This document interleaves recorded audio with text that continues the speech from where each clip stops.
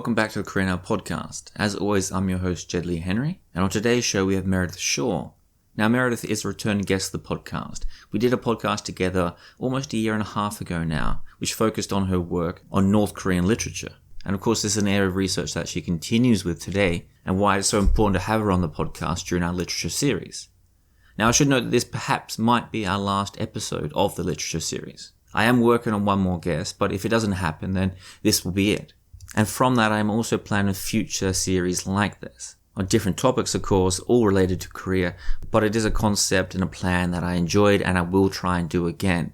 But of course, for the listeners out there who are not that interested in Korean literature and more interested in general principles and policies and politics and social issues related to the Korean Peninsula, well, you'll be happy because we are returning to that very shortly.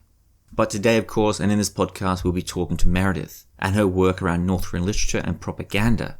Now, that first podcast of ours, which of course, as I said, is linked below, was a focus on themes that reoccurred in North Korean literature.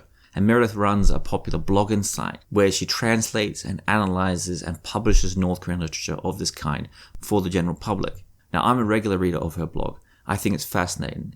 And of course, it's a rare resource for people like myself or anyone else that is interested in North Korea.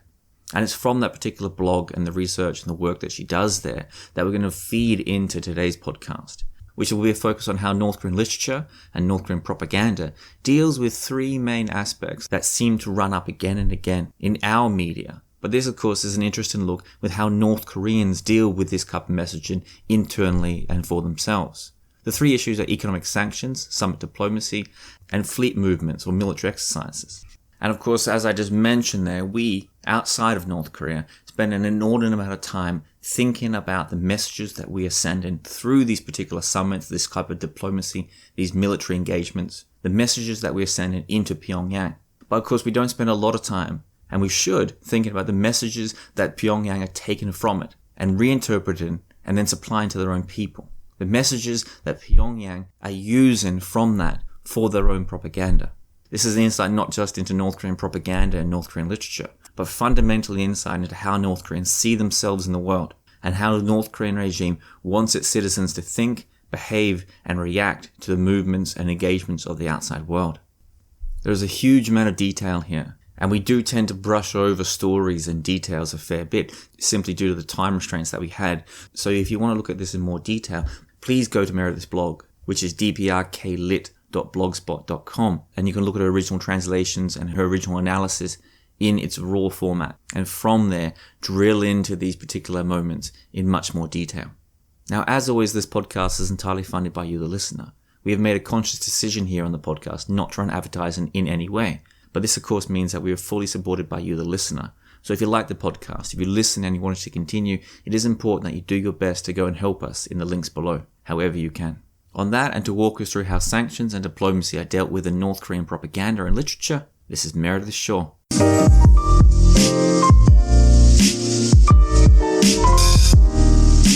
Meredith Shaw, welcome back to the Korea Now podcast.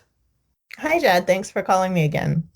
So we did a podcast almost about a year and a half ago now. I'm going to link that below for the people that are interested and that are interested from this podcast to go back. And there will be a lot of detail that may cross over occasionally because before we jump into your research, we should touch on your ongoing project here. And this is a blog that you've been running for a few years now about North Korean literature.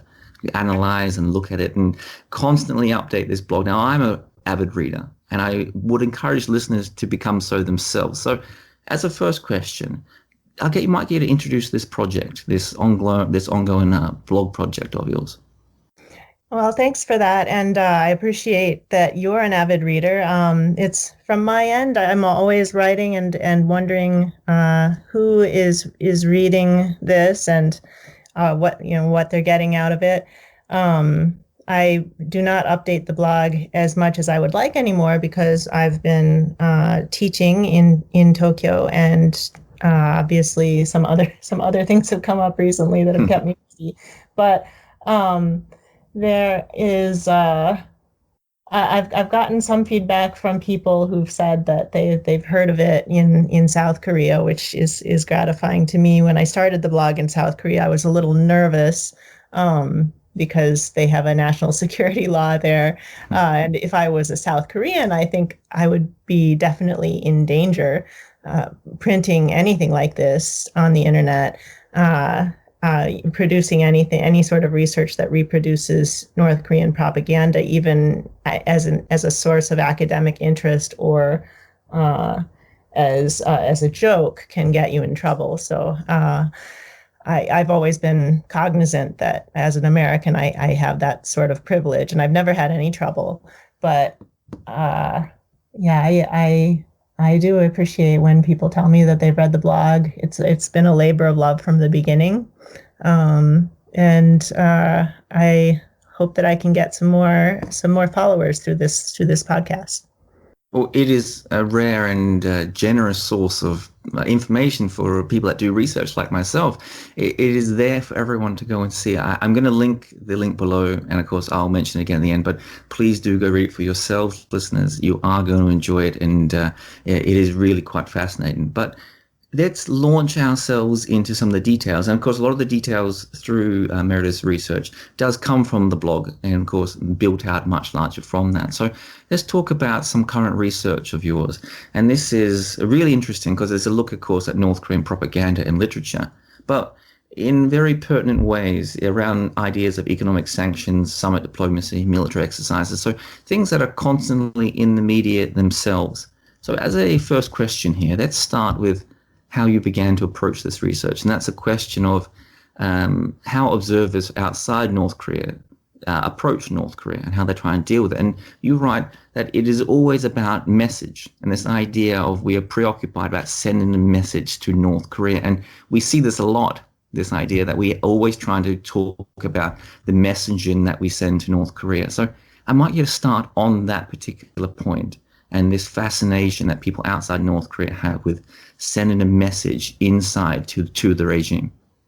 Yeah, exactly that. So I've started on my most recent project thinking just in terms of a lot of the analysis that I've read about North Korea from very intelligent people in both Korean academia and English-speaking academia.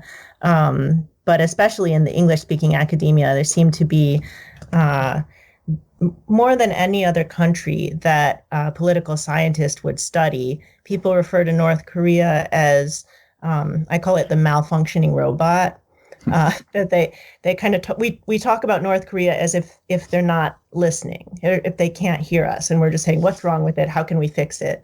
And then we try to send messages to it through various policy initiatives, and people will say, oh, if we do this, it'll send the wrong message, or if we apply sanctions, it'll send the message that we're serious, or if we move our destroyer or our aircraft carrier into the Japan Sea, then it will send a message to North Korea that we want to send. And I hear a lot of this from both the pro-engagement and the hawkish sides, a preoccupation with messages and a belief that we know how North Korea is going to respond to these messages and how its people are going to respond to these messages.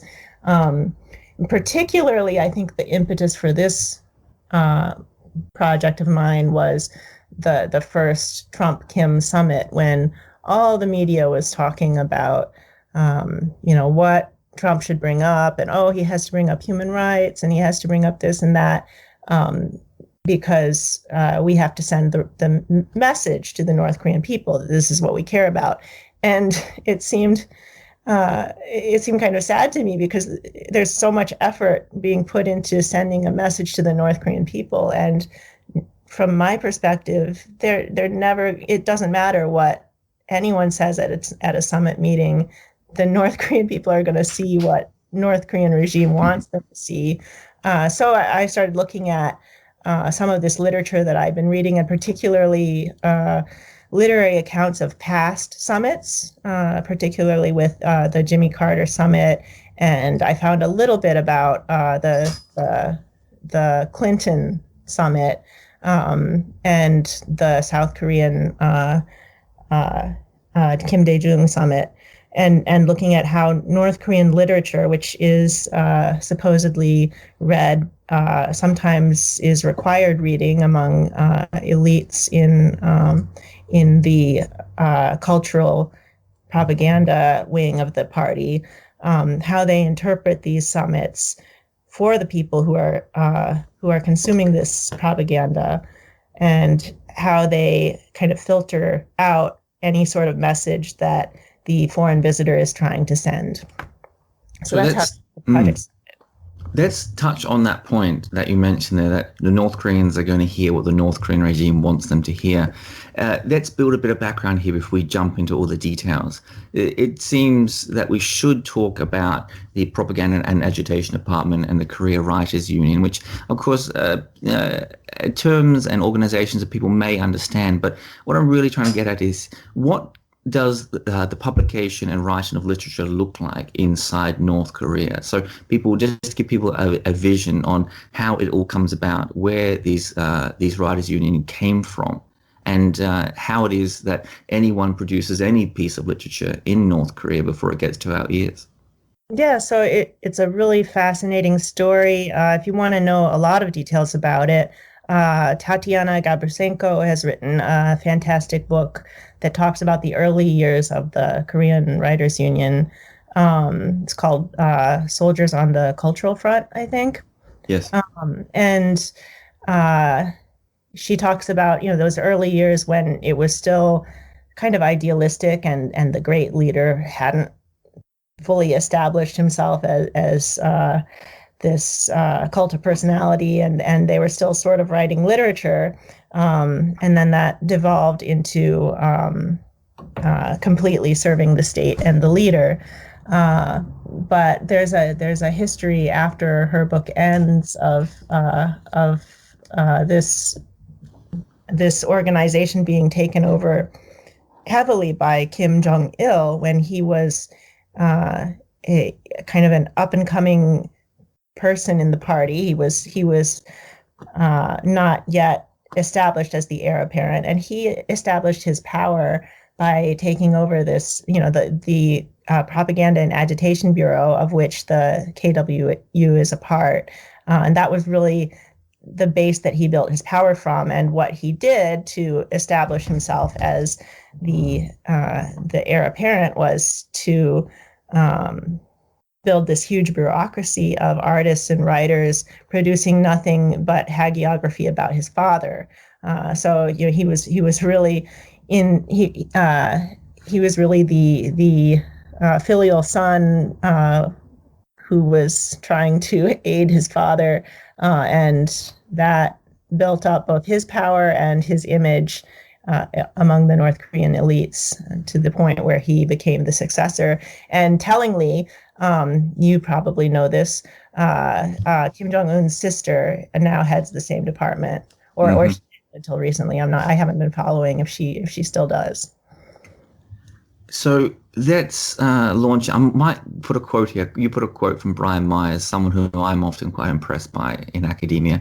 And he writes, "Too many observers wrongly assume that North Korean Central News Agency, the KCNA, English language releases reflect the same sort of propaganda that the home audience gets. In fact, there are significant differences." Now, let's talk about that, because many people will look at the sort of language messaging that we get out there and assume that's exactly the same what North Koreans are getting internally. So the differences, I might get to touch on that, this idea that we cannot just trust what is coming out towards our ears through certain channels.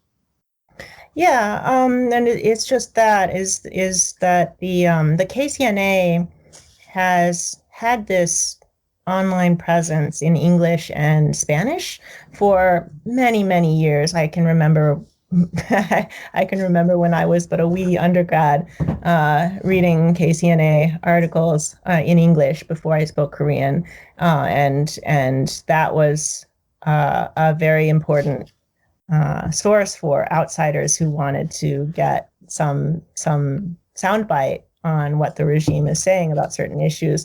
But what I didn't realize at the time, until I read B.R. Meyer's book, was that, obviously the North Korean regime knows that this is the main source for a lot of people, and that is very much intentional.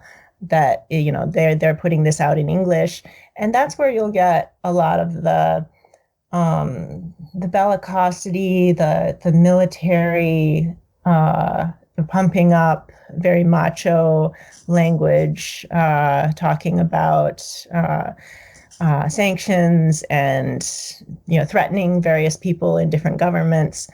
But the internal propaganda doesn't hear nearly as much of that. The internal propaganda is less about, certainly less about the nuclear issue. It's almost completely ignored in the literature, in the fiction that I read. But more about the scientific achievements, these satellite launches, as they're called, and how important they are for advancing science. And when Kim Jong-il was still running the show, talking a lot about the superiority of North Korean culture and different cultural finds, like Tangun's tomb being discovered, and how stories about a few stories about South Koreans. There was one story about a South Korean composer who was very successful and became world famous, and then visited North Korea in his old age, and felt huge remorse that he had succeeded in the world by mimicking Western music and classical music, and he hears this beautiful North Korean song and dance at the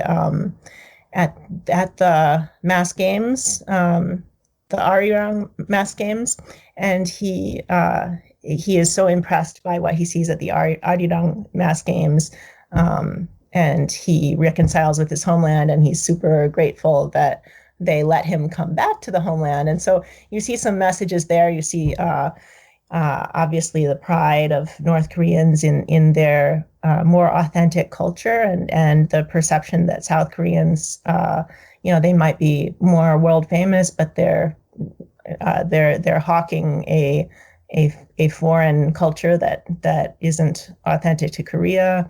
And you also see a very clear message saying to overseas Koreans who perhaps might be able to access this story, come back to North Korea. We welcome you back, no matter what you've done. You can come back and live out your final years in the homeland. So this story was clearly appealing both to the domestic audience and probably overseas Koreans in China, I would guess. I don't know if North Korea is optimistic enough to think that American Koreans are reading it. But anyway, you can see those two messages, which I thought was very interesting. Well, let's jump into... the story is called Arirang, and it's on my blog if anyone's interested. Let's jump into some of that structure there and some of that complex messaging. Now, this will begin to play itself out as we speak it through. This is really fascinating. So this particular novel, Eternal Life, let's talk about that. And you mentioned something interesting. I got no musical ear at all, but I had heard this before. And you're right, it's an old adage about jazz. It's about the notes you don't hear. And this is in response to this, a concern many people may have, even if they're not that familiar with it. That is, how can we trust North Korea's own propaganda? Is it really something that we can glean about the regime internally? And you use this wonderful part of the novel where Jimmy Carter is being taken down the Taedong River by Kim Il-sung. So I might get to take us there and what the conversation goes like and what we can gain from it almost by listening at the empty pauses and empty spaces in the narrative.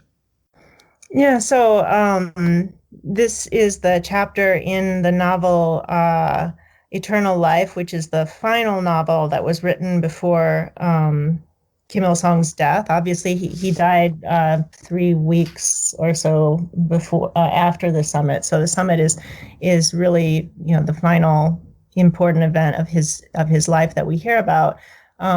So this was a hugely important novel. It was entrusted to two of the leading writers in the Korean Writers Union who had a very long history between them.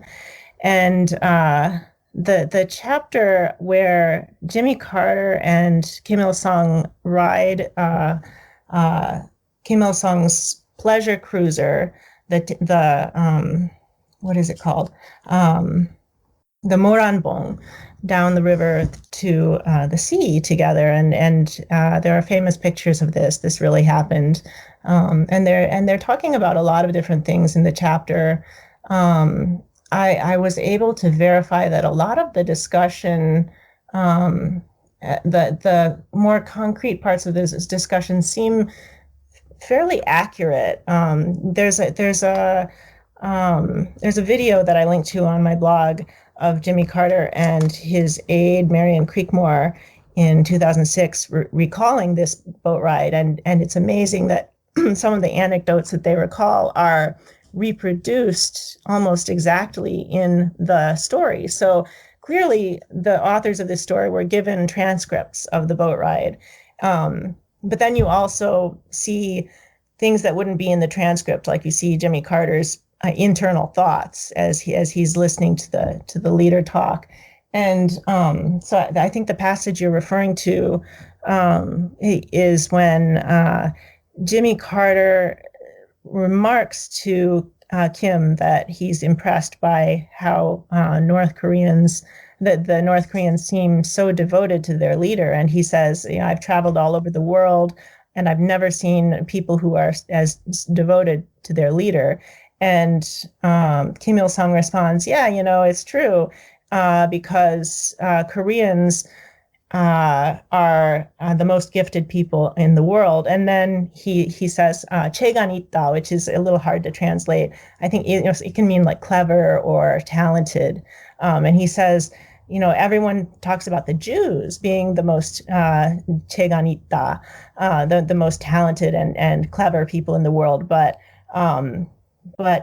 Judas was a Jew, and Judas betrayed Jesus, and so this demonstrates that Kim Il-sung says that Jewish people are very smart, but they're prone to betrayal, and North Koreans are just as smart, but they're loyal. And Jimmy Carter is very impressed by this and seems to agree. So you see some interesting themes here. First of all, I think some people might be surprised that Kim Il-sung is just casually quoting a Bible verse. Yes. And quoting it as if, or a biblical episode as if the reader is expected to be familiar with it. And I've found from other fiction that I think particularly the story of Judas seems to be a popular one. So, but it just reaffirms that the Bible is not necessarily off limits as long as it's in the regime propaganda, and that North Koreans are or at least educated readers are expected to know this story. And then also an interesting point throughout the whole depiction of the Carter summit is that Carter is portrayed as this really reliable witness to all of the worldly cultures. And so when he says that he's impressed by North Koreans, it has a ring of truth to it to the reader. So he's presented as this reliable witness. And when he says that he's impressed by the buildings of Pyongyang or the artwork of Pyongyang, the message of the story is that you can really believe it because this guy has been all over the world. He's been a president. So they kind of use the occasion of a summit with a world leader as both talking about the policy decisions that get unveiled, but also the kind of viewing Pyongyang through a foreigner's eyes and reaffirming that it's the best city in the world. So what is the purpose of this type of propaganda? You write a little bit earlier, we just rushed across it, was you cannot explain the nature of North Korea in terms of coercion. There's a huge amount of buy-in to the propaganda itself. But you run through a few different particular ways in which propaganda can be understood in this context. You use reference to people like Laswell and Bordeaux and people like this. So, what exactly is the purpose of this propaganda? It's not just, as Laswell said, a weapon of conflict. You're right. It can possibly be used in other ways, like officialdom, which involves this idea that the government bureaucracy is encouraged to, as you quote, drink its own Kool-Aid here and really buy into the same idea, this favorable view of the world. But so I want you to touch on that topic before we jump into some more of those interesting details of just exactly what North Korea are doing with their internal propaganda and what they're hoping it's going to achieve. Yes, that's an underlying current through all of this research on my blog, I think. And it's one thing that people seem to be most interested in when you have a completely closed system like North Korea, where they obviously there are people with access to foreign media, but in the regime's eyes, or at least in what it hopes, it likes to think that it has this captive audience, and to some extent it does. Is it actually trying to shape people's beliefs with this literature, or is it just sort of trying to show off its power? So there's a woman named Lisa Wedin who studies this concept in relation to Syria. And she's developed a really interesting notion that sometimes when propaganda is at its most ridiculous, it's not about convincing people so much as about saying, look at us, the government, we can say things that are obviously untrue and nobody can object to us. So I'm trying to figure out through this research to what extent are the Korean writers actually trying to convince people of their version of reality. To what extent are they trying to convince themselves and the technocratic elite of North Korea of a favorable version of reality that they want to believe in, which we're all guilty of, I think.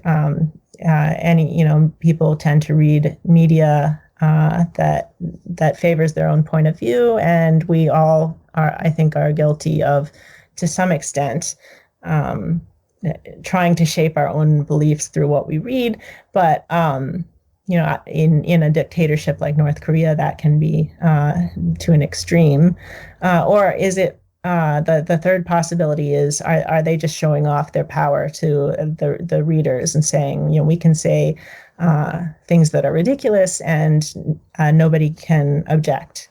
And it's another form of state domination, just showing off that they control the media to the extent that they do. So obviously, without access to a wide cross-section of readers, you can't really say for sure what people's response is to this literature, but you can get a sense for what it's trying to do. And I get it, particularly in terms of the sanctions, when literature attacks the issue of sanctions, I get a very instrumentalist vibe that it's trying to tell people is trying to persuade people to self-sacrifice and not give in to sanctions. But I think there's also a bit of Bordeaux-style officialization of, that we can do it, as North Koreans, taking pride in certain technical achievements, like the CNC that was such a big theme of the early Kim Jong-un years. I think that some of that is the elites actually convincing themselves that this is a great world achievement, and that that they can be proud of, and that just because they're under sanctions doesn't mean that they'll get by. So it's it's up to interpretation, but I see some signs that this literature is enthusiastically trying to convince the reader and trying to convince uh, uh, the writers as well of what they're writing at the same time. So that begs another question here, which you do address in your research, which is just how enthusiastically this literature is read. And you write, of course, there are certain books that come out from the Agitation propaganda department, which are must-reads, which they mandate people to read. But you also mentioned that it seems to be a focus on elites that seem to do that. A lot of this reading seems to be focused on party elites. But there's a really interesting quote that you put in here from a Japanese journalist who visited Pyongyang in 1992, and it's a really visual image. It's wonderful to think about this. He says he was struck by the sight. There was a blackout across the city, and he looked outside, and under the streetlights there were young North Koreans out there using the streetlights to read late at night. So how pervasive is literature, especially for people in a world today where in so many other countries people have moved away from reading, which is kind of sad, I suppose. Yeah. I'm first of all, I'm glad that you liked that quote, because I was waffling on removing it. It's quite an old account. I think he was writing about a reference to his first visit to Pyongyang in the early 90s, and I do get the sense that obviously the famine in the mid to late 90s had a big effect on the availability of print material and just how many books could be printed in North Korea. So even printing on fairly cheap paper, they can only afford to print so much, and they have a limited budget, obviously. But I do get a sense that pre-famine there were a lot more books available, and as also there were fewer restrictions on who could read the books. So that might account for some of the different accounts that I hear from different people. My main advisors in South Korean academia who study this literature are of the opinion that very few people outside of elite circles can actually read these stories. But I've heard a different story from some defectors that I've talked with, and some non-Korean foreign researchers who seem very knowledgeable as well, saying that, well, that's not exactly true. There are some people who are really devoted readers of this stuff, who are not necessarily elites, and that also this idea that North Korea views itself as a country of readers and views literature and the written world more highly than other countries. So there's sort of a nationalistic element to it as well, that they like to see people reading and like to see people writing. So I think it's a combination. They do continue to have a couple of very famous writing competitions every year that the winners are announced in the Nodong Shinmun.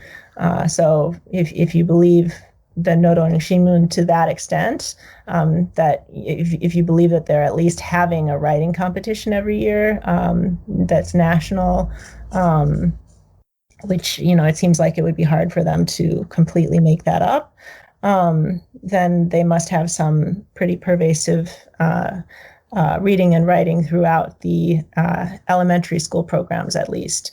But it's really hard to get a sense for how many people are reading this literature now. And I've talked with North Korean defectors who were really amazed to see some of the stories that I have been reading, and just were floored by the idea that somebody is writing novels in the North Korean vernacular. That was what tickled them the most, was that they were stories written the way people talk in North Korea, and they'd just never seen that before and didn't know it existed, and they were North Koreans. So obviously this literature is not getting to everybody, but I think it must be important, at least to the elites and the rank and file party members who are expected to disseminate the party line. Let's talk about a fascinating literary device. With anyone who picks up any volume of this series, the Imperishable History or Imperishable Leadership series, they're going to bump into this. And I first bumped into it reading through some North Korean literature, and I was a little bit confused by it too, how it should be read. But you've clarified it here in interesting detail. And this is these stories about the leadership and about Kim Il Sung. They're meant to be read, of course, as you write here, as true accounts, but at the same time, they can't be read as biographies because they talk about internal discussions between American delegations, between Jimmy Carter and his wife, for example. So how should people read this type of literature? And might get you to explain this odd literary device which seems to run through these series? Yeah, so if you look at the main party literary journal, Chosun Shinmun, or also Chosun Munak, they have different categories for writing, and the category that I am exclusively focused on is sosol. Novel is how South Korean would translate it. There are also ilhwa, which are supposed to be like anecdotes by people who have met the leaders, and those are supposedly that people write in. There's a factory worker who has the opportunity to meet Kim Jong-un will write in about his experience. Obviously, there's a defector named Kim Ju-sung who used to produce some of these accounts, and he has a book in Japanese that we're trying to get a deal to publish in English at some point, and I've extensively relied on his information about how the different categories of North Korean literature are produced. But he says that both ilhwa and sosol are entirely produced by the employees, the writers at the Korean Writers Union, and they follow a certain format that is required. But the novels that I read, I'm focused on the more political novels, so I read a lot of the novels that talk about the leaders and their lives. There are I worry that my blog is maybe misleading in that sense, because there are short stories about just regular people, and there are some stories that are less explicitly political. But the longer stories in the Chosun Munak Journal are, they're usually one very long story and two sort of long stories, and they are in the category of fiction. But if they're talking about what the leaders do, they're supposed to be understood as truthful accounts. It's not like fan fiction about the leaders. So and people are supposed to understand that these are written by North Korea's professional writers who are given transcripts of what the leader said and are supposed to faithfully produce it. But obviously, nobody can get inside somebody's head. And it reads like a novel in that sense. They'll talk about what the leaders are thinking, and what the people who interact with them are thinking. And sometimes there will be some really fascinating scenes, like the interaction between Kim, father and son, late at night when they're both working hard, or when Kim Jong-un sees that his father is kind of getting sicker and he's really worried about him, and things like that no one but the person themselves would actually know. So it has the sort of flavor of fiction, but it's not meant to be understood in the Western sense as a fantasy or a made-up story. It's supposed to be interpreted as a real, a true account.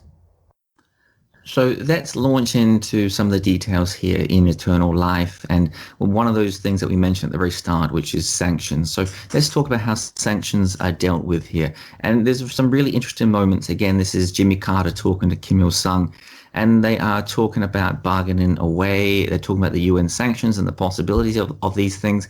And there's this moment when Kim Il-sung looks back at him and you're right, he's bored and he says, the truth is we're not afraid of sanctions. We've survived under sanctions all this time. We've never been without them. We've faced sanctions from you and Japan and others. And he goes on to explain that they're just a part of daily life here.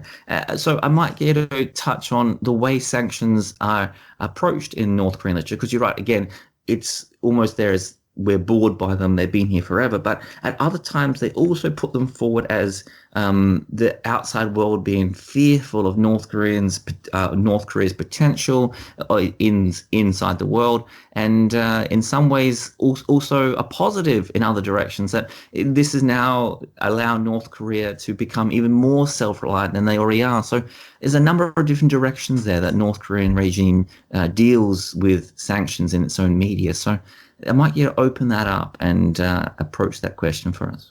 Yeah, this issue, the sanctions, which at the time there was a sanctions resolution at the UN back before such things became routine towards North Korea, and this was the first North Korean nuclear crisis when Jimmy Carter went over hoping to intervene.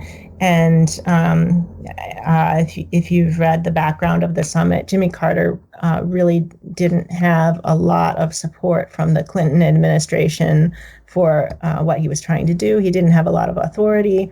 The novel leading up to this covers some conversations that Jimmy Carter supposedly had with Washington in the early morning hours. And if you watch that clip of Carter and Creekmore talking, it sounds like some of this conversation actually happened. That they, but the North Korean novel includes it as well. This conversation between Carter and Bob Gallucci in Washington in the early morning hours, and in the novel, Gallucci is informing Carter that a lot of the people in the administration really don't like what he's doing. They think that he's exceeded his brief, and he's selling out to the North Koreans, and basically calls him a traitor. And Jimmy Carter on the phone flies off the handle and gets very upset. And then I think he says something like, "You guys don't know Kim Il-sung. He's not he's not some merchant that you can bargain with. He's a great leader." And so this is the story's account of the this early morning phone call. And they quibble for a while, and they finally come to an agreement that Carter can offer that they will withdraw the UN sanctions resolution if North Korea agrees to a third round of talks. And then they basically turn him loose and say, see how much you can get in exchange for this. So in other words, really sell this sanctions being withdrawn to Kim Il-sung and try to get as much in return as you can. And so Jimmy Carter goes on the boat, and in the novel, of course, and he unveils with great fanfare this, that he reveals that he has persuaded the administration to lift the sanctions. And again, it's a novel, so you see a lot of Carter's internal thoughts, and he's expecting and hoping that the great leader, that Kim Il-sung, is going to be just really excited about this, and that this is going to be a big reveal. And Kim Il-sung just kind of looks very blah, and looks very unimpressed. And he says, "Yeah, well, that's fine, but the truth is, we're not really all that worried about the sanctions. We've been under sanctions for almost as long as we've been a country. We don't really care about them anymore. We don't really notice them anymore. You can lift the sanctions if you want, but it's no big deal to us. And it's this big, I guess you can call it a bluff, or you can call it a bargaining strategy. I was rereading through my notes, and there's also a little bit of Kim Il-sung's internal thoughts after he makes this comment, where he kind of admits to himself that he's just teasing Carter, and that he actually is happy about the sanctions, but he's just teasing. But that this quote is quite famous and it's referred to in other North Korean novels as well, the subsequently written novels, that the great leader met Jimmy Carter and he told him, we're not afraid of sanctions. And I was really fortunate to be able to speak with the American State Department official who served as the official interpreter on this boat ride. And he appears briefly as a character in the novel. So I was able to show him, and he was somewhat tickled to see that he is a minor character in a North Korean novel. His name is Christensen. And he was able to corroborate that this line about North Korea not being afraid of sanctions, according to his notes, 25 years after the fact, but according to his meticulous notes, was actually delivered by some foreign ministry officials the previous day. But they did say something to the effect that, we're not afraid of sanctions. You guys can do whatever you want. But in the novel, it's a very dramatic moment between Kim Il-sung and Jimmy Carter. So there's elements of truth, and then there's elements of hagiography. And obviously the authors of this novel seem to have pretty extensive notes about what was going on. One thing that Christensen said is in the novel, he appears to always be concerned, and he always appears to be sort of nudging Carter and kind of giving him the eye and saying, you're giving up too much, step back. And he said that he thinks they might have gotten this impression from, he said he's just naturally a worried looking person. And he said that is my normal mien.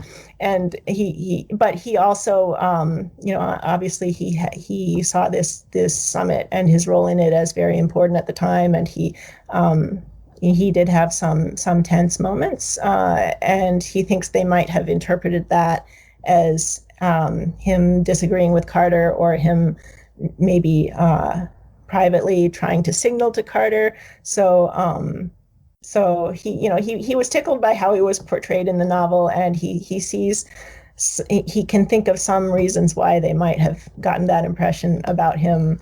And perhaps somebody wrote it down in some notes or some transcript that got passed on to these authors. Who knows? But it's just a very interesting insight into the process.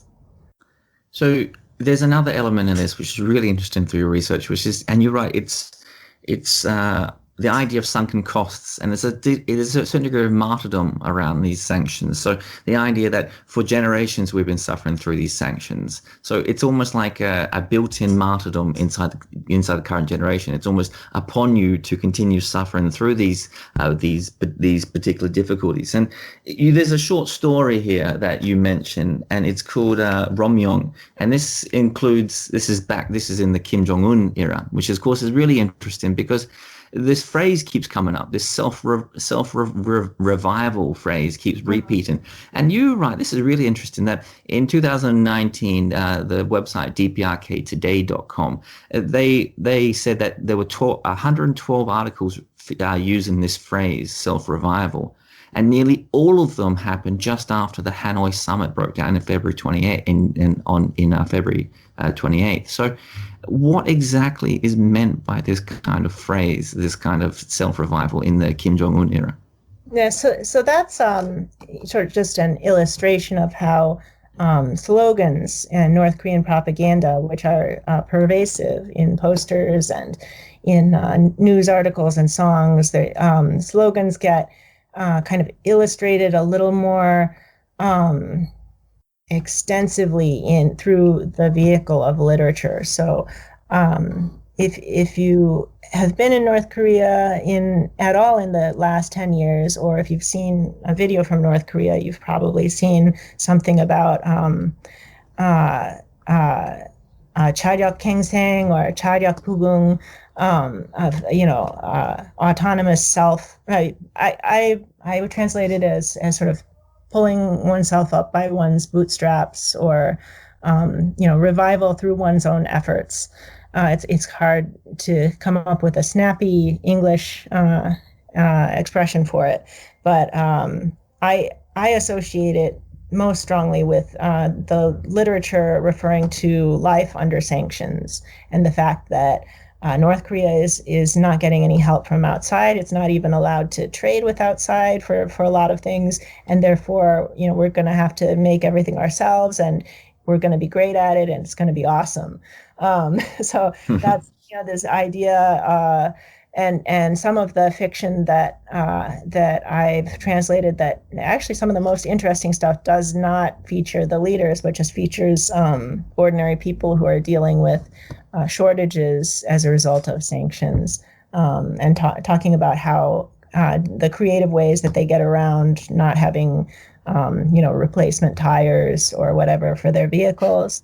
And I see that as a way to take this, obviously print is not cheap, and not everyone can access and read the stories, but everyone can see the posters, and everyone can see this catchy 4-character slogan, and then maybe some people will read the short stories, and they will tell other people, I read this thing, and that in that way the slogan gets a little bit fleshed out for people, so they understand, oh, that's what that's supposed to mean, that we're supposed to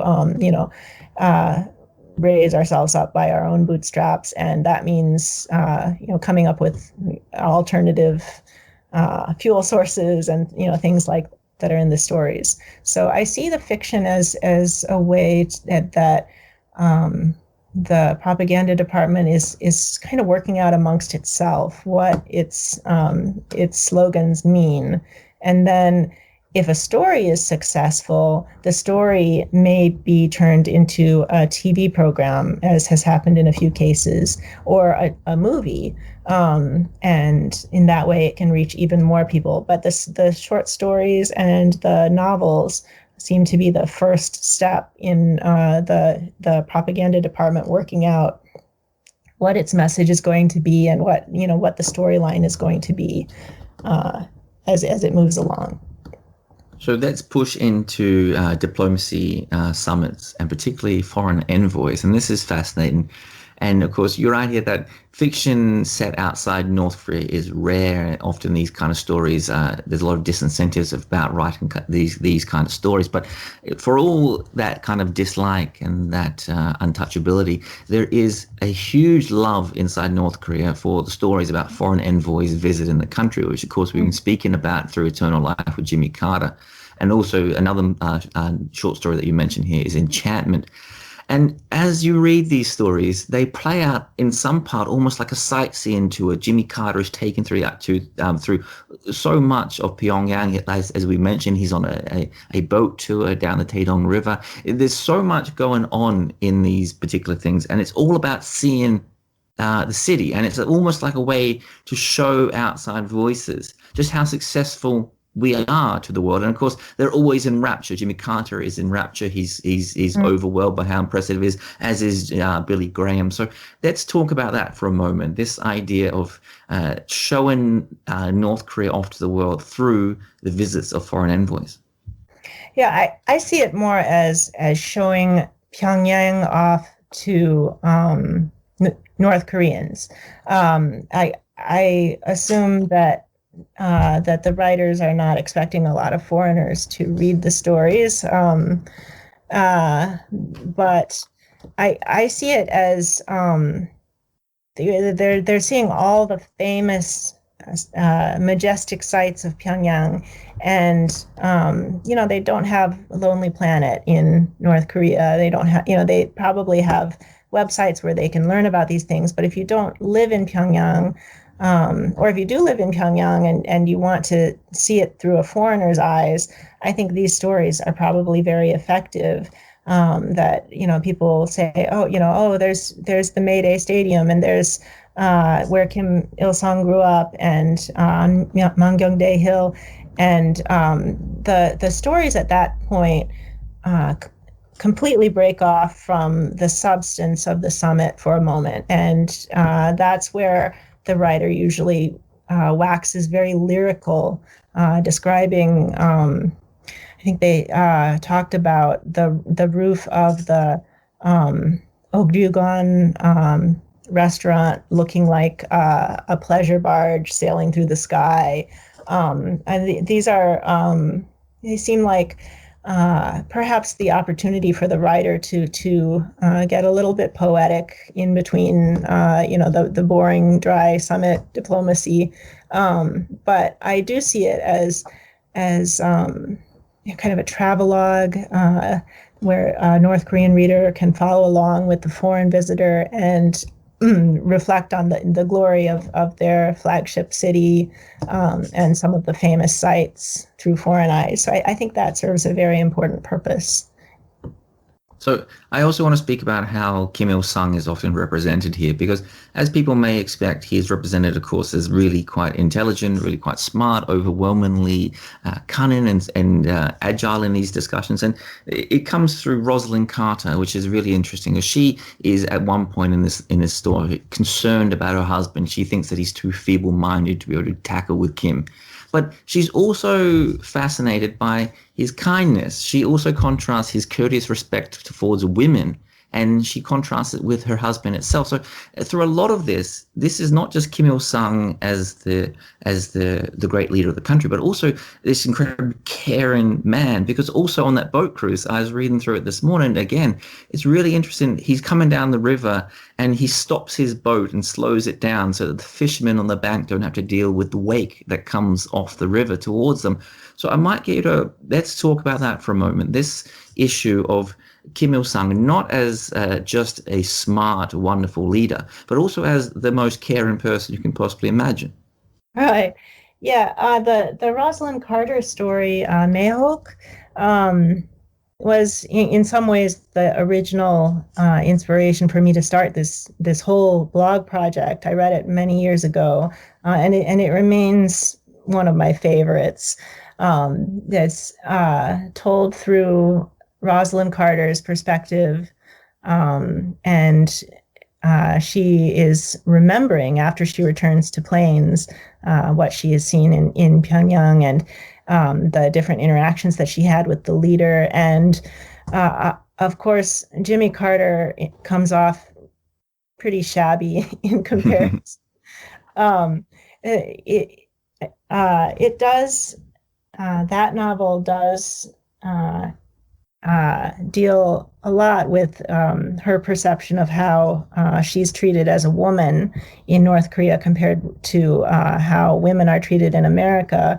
And I've noticed this through other fiction as well. I think North Koreans are very proud of what they believe is their country's progressive attitude towards women. That they believe that women are treated better, have a more high-profile role, and that women in America are these kind of 1950s housewives. And so that comes through in this story that Rosalind Carter, her husband makes a lot of uncouth comments about her age and her appearance in the story, and then Kim Il Sung steps in and says something just perfect and gentlemanly, and she's very moved by that, and kind of wishes that her husband could be more like that. And then in the other novel about the summit, in Eternal Life, as I was researching and I was talking with Richard Christensen about this, I came to realize, even though she doesn't appear in the novel, Kim Il Sung's wife was on that boat. And there are pictures of them at the as they're stepping off the boat at the West Sea, and there's a picture of the entire entourage standing by the West Sea outlet. And if you try to find a picture of Kim Il Sung's last wife anywhere on the internet, it's that picture. So basically, this was the only time any foreign journalist got a chance to photograph her. And I can't help but think that wherever she was, there are a lot of rumors about where she was in the final years of Kim Il Sung's life. That they dug her out of obscurity because Rosalind Carter was there. And I just have this image of the North Koreans, very hurriedly saying, "Oh, we didn't realize that wives were supposed to be involved." and I think it's, obviously I'm speculating, but I think it's really interesting that that was the only time that she ever appeared. And she doesn't appear in the novel, but that I think there was a fascination with Rosalind Carter being present with her husband on this really important diplomatic visit, and perhaps it didn't gel very well with their image of how Americans treat their women compared to how communists treat their women. But they were fascinated enough by Rosalind to have a short story told from her perspective. And there's also a short story told from the perspective of Kim Dae-jung's widow that I review in the blog, when she visited North Korea twice, once with her husband in 2000 and once for the funeral for Kim Jong-il 11 years later. And so this story is told from her perspective as she's a very elderly woman. The second time she goes to North Korea, and she is again just deeply impressed by everything she sees there, as well as the warm hospitality. And she meets Kim Jong-un, and he greets her as Harmony, and she's very touched by that. So I think these women characters, when they appear, it might just be providential that two fairly strong women happen to be important visitors to Pyongyang, but the fiction seems to have seized upon them as characters that can be sort of sympathetic to North Korea in a way that their husbands are not. Their husbands don't provide as good of a first-person account in some ways. So let's move on and touch on the third element here in this particular research, which is foreign troop movements and exercises. And for people out there, this is one of the ones that will hit home very close, because it keeps coming up in the media again and again. Whenever the American and South Korean forces do these exercises, North Korea get very, very upset. Or whenever, for example, aircraft carriers move into the vicinity, of course, again, this is something that really animates North Korea. And for people wondering why this may be, you put an important image here, which from the novel, I believe, The Great Flow of History. And it's President Clinton here. And he is, again, using troop movements. But these troop movements are a guise for an invasion of North Korea. So how does troop movements and fleet movements play out in North Korean literature and throughout this particular period?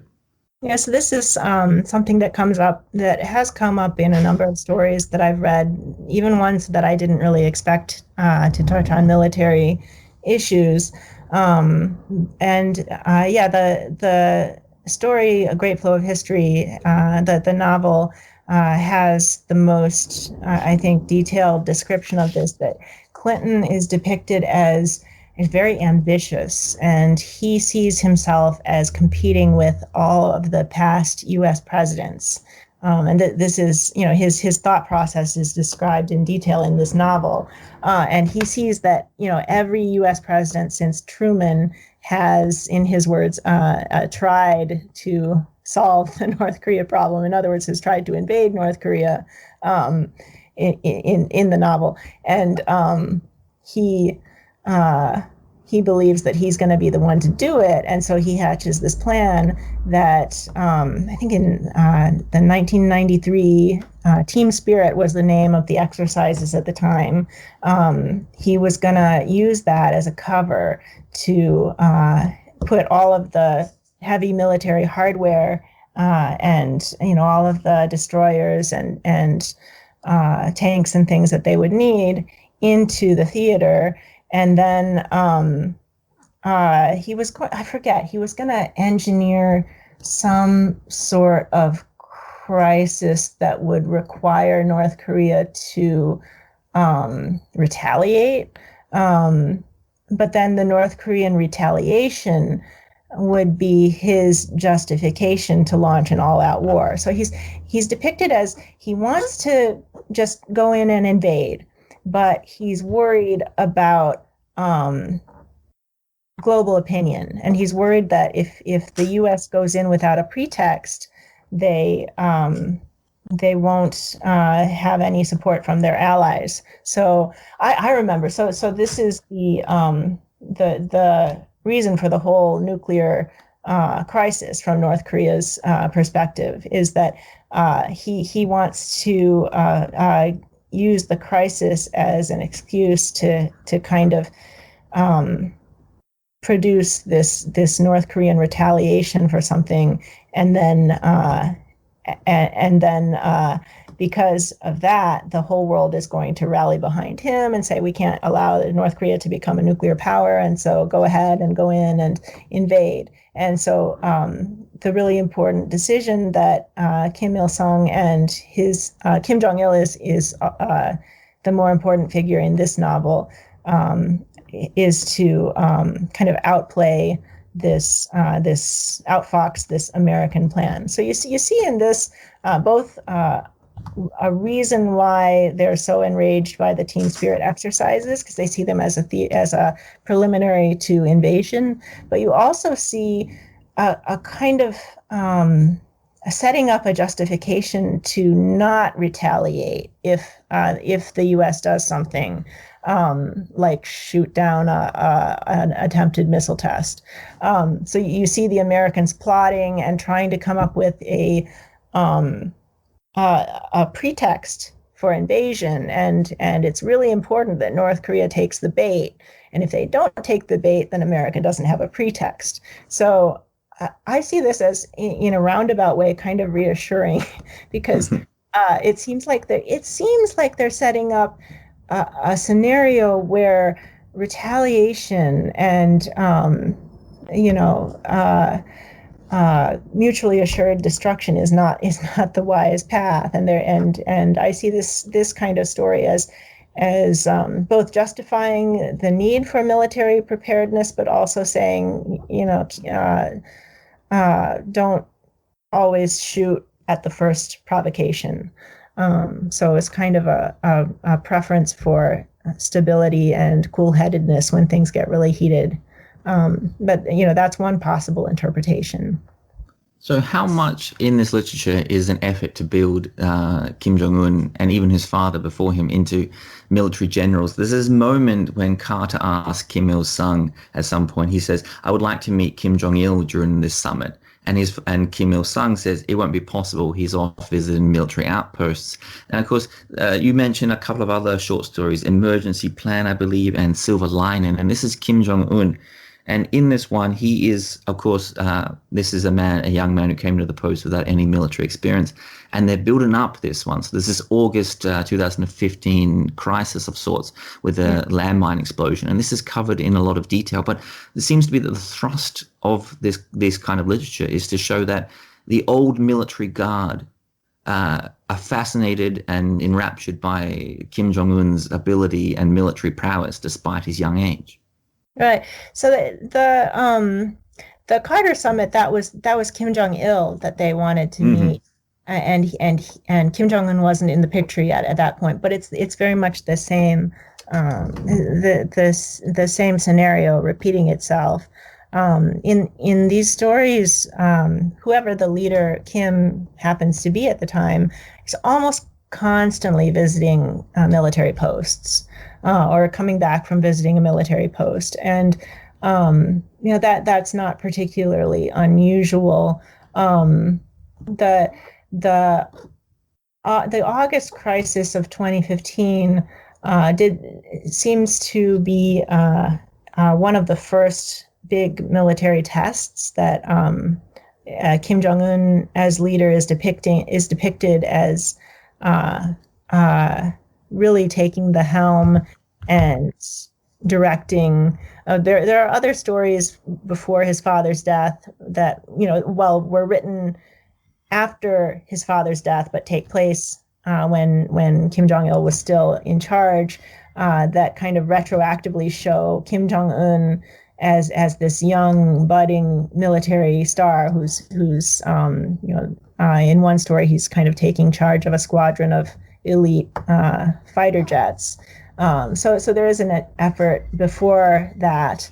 But I think the August crisis is something that North Koreans would remember as being the first big tense moment after the new leader took over. There were a few years where he didn't seem to really do a whole lot in terms of international relations, and then there was this period of a few weeks where a bunch of stuff happened at the DMZ.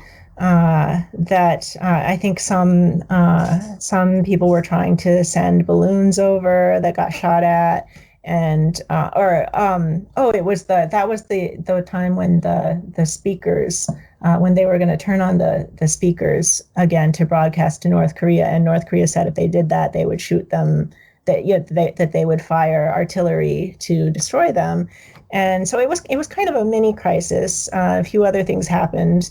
And so in this story, Kim Jong-un is shown kind of giving his report to the Central Military Commission afterwards, and saying, this is what happened, this is what we did. And he seems to have a very martial language and a very good grasp of the strategy and the tactics of this. So I see this as an example that they really need to show Kim Jong-un not only as someone who knows military tactics, who studied military tactics, but as someone who's actually been in a sort of crisis. And since there's not a war, and there's hasn't been a war for a long time, they depict some of these crises, like at the border, as his a test of his military acumen. So I think that's very important. Obviously, the military is a huge, influential institution in North Korea. It's some would argue the governing institution still. And Kim Jong-un is very young and has never experienced a war himself. His father, at least, was alive during the Korean War, so he can have some claim to know what war is. But I think the challenge is greater with Kim Jong-un because he's never lived through a war. He's obviously had a pretty sheltered life. So he needs some way to gain credibility in the eyes of some of these older generals who've actually seen war and are in charge of defending the country, that their commander-in-chief knows what he's doing. So as we begin to come to an end here, there is a final point that you mention in your research, which you did consider a fourth particular pillar of messaging, and that was humanitarian aid. And interestingly, you write that you had to reject it because it doesn't receive any mention in North Korean literature. But of course, that brings us back to what we mentioned at the very start, this idea about jazz, and it's about the notes you don't hear. So what should we gather from that particular manifestation that we just not seeing the mention of humanitarian aid in North Korean literature? Yeah, I see it as obviously I haven't read every North Korean story that's ever been written, and I'm perhaps missing some that mention humanitarian aid. But at this point, I've read a lot, and I've seen a lot of mention of military troop movements and team spirit exercises, and I've seen a lot of mention of sanctions, and I've seen some of these high level summits depicted, but I haven't seen a single reference to humanitarian aid or developmental aid in any capacity, as even as something that perhaps loyal patriotic South Koreans are doing in defiance of their government. I haven't even seen that depiction. And so when I was thinking of, in terms of messages that the outside world tries to send to North Korea, I thought that was an important one. And I started to write a little bit, and then I said, this just doesn't get any attention in North Korean literature. There's nothing that I can write about. But I do mention that, I think it's telling that they haven't come up with a narrative, apparently, to explain humanitarian aid in any of the stories that I've read. And I think we should take that as an important sign of, what works and what doesn't work as far as our foreign interactions with North Korea. That, we think that we're sending these messages. We're sending a message that we're, of our resolve through military action, or we're sending a message of, punishment through sanctions. And, we're sending a message of engagement through diplomacy. They seem to have templates in their fiction for dealing with all of these outside interactions, and for filtering them and interpreting them in a way that the regime wants. But they don't seem to have that, or at least haven't established it yet, for humanitarian aid. So I just think that's very interesting. That might be one of the types of message that can still get through, because they don't have any way of, any lens for looking at it through their own propaganda, that they can't see it and interpret it in a way that pleases the regime or makes the regime look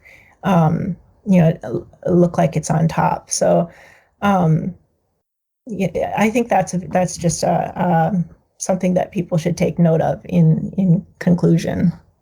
That is an interesting thought there. And we should end the podcast with a question in general. As you mentioned, you read an awful lot of North Korean literature. And for many people listening, they probably have a lot of preconceptions about it. So as a very last question here, I know I've kept you for a lot of your time. You've been very generous. But just how sophisticated is this literature? I'm assuming that many people out there have this idea that it's a very blunt force kind of object. But for someone that's lived in it for so long, how do you analyze it in terms of its literary quality? Yeah, that's a better question to put to my friend Emmanuel Kim. He has the training in comparative literature, and he has a better grasp of the nuances of Korean than I do, probably. But what I've gathered, my most useful source on this, I mentioned earlier, Kim Ju-sung, was a former writer in the Korean Writers Union. He was raised in Japan. He was one of the returnees. So he went to North Korea in the late 70s as a teenager, and he already had a considerable amount of literary education in Japan. And his account it really illustrates how useful the Japanese returnees were to North Korea in a lot of different fields, but especially in propaganda, because he had that Japanese education up to high school. And a lot of his fellow writers were from Japan. So there's something about that, a little bit of foreign experience, but loyalty to the regime that they really took advantage of. And he's the only North Korean writer that I've had the fortune to actually talk with in person, but I can attest that he is a creative person, a very dedicated writer, has a deep appreciation for the written word in Japanese as well as Korean. He's when in my interactions with him, I'm always struck by the words that he uses, and the Chinese characters he uses that a lot of Japanese people maybe wouldn't know. That kind of, more than anything, just hints that he's something of a wordsmith by nature. So I think, just based on this one person sample, it's promising to think that this system for producing writers is, to some extent, seeking out talent rather than just seeking out people who can write propaganda. That they recognize the usefulness of people who are talented writers and creative thinkers, but then they obviously have to fit a certain mold in their stories, and a certain type of story gets rewarded.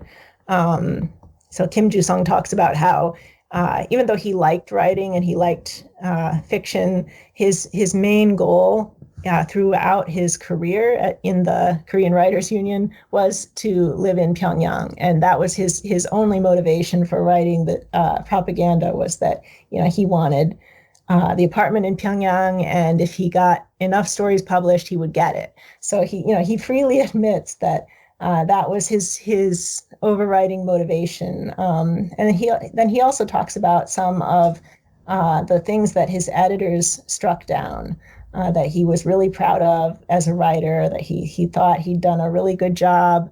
Some plot twist that he thought was going to be just really great.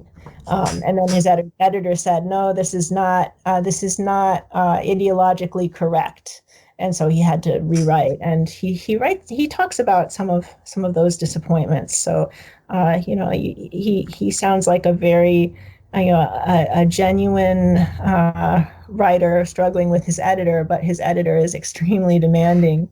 But then on the other hand, he also knows that certain stories are going to get rewarded, and so he, on his own, is producing, or was producing, stories that he knew would be rewarded. So it's a combination of the editor's censorship and the writer motivation being important factors. Well, that's a great, thoughtful note to leave the podcast on. For people that want to access the literature themselves as well as Meredith's analysis, I'm going to link her blog below. It's dprklit.blogspot.com.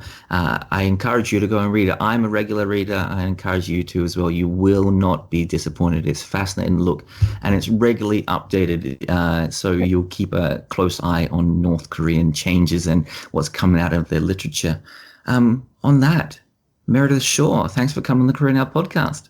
Oh, thank you very much for those kind words, and I will endeavor to update a little more regularly in the coming months.